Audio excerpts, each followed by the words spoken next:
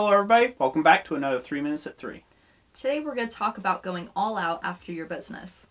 So, this is going to revolve around if you have lost your job or if you have nothing else that you have been doing as for a source of income and you've decided that blacksmithing or business or entrepreneurship as a whole is exactly what you want to do with the rest of your life.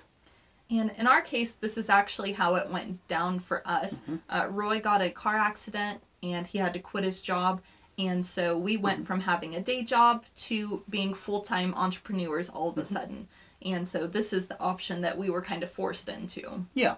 And so to give you a real quick backstory on that, backlog story, we had been already experimenting around with entrepreneurship for quite some time, about 2 years time prior to this actually happening. So this was a real godsend that we had already had kind of some established things, in place to prevent, just being completely on welfare or this or that or what have you.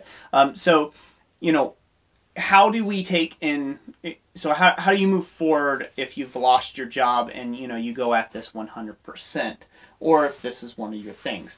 The best way to take and do it is to take and remember to treat this as a day job. That means you need to set yourself a list of rules for yourself and a set schedule that you're going to run by, and you make everybody else respect that schedule, just like as if you had a normal day job. That's right. Additionally, I would say one of the things that you probably need to do as one of your priorities would be to set up an Etsy store if you don't have one yet. And to go ahead and fill your Etsy store with items that you've made perhaps in the past. You don't have to have them currently on hand, but hopefully you've taken pictures of them and you've accumulated some of the items that you've made, and that you could use that to create a listing to where they're ordering a similar item when they do that. And Etsy is a great way to get a lot of traffic to your items. Yeah. Yeah. And another thing is, family and friends. There's family and friends out there.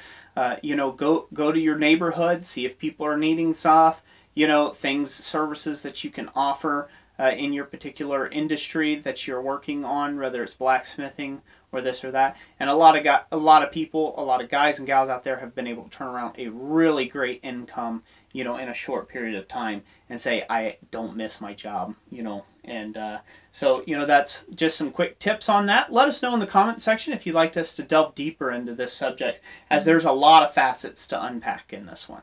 Yes, there is. Thank you for joining us for this 3 Minutes at 3. Yep.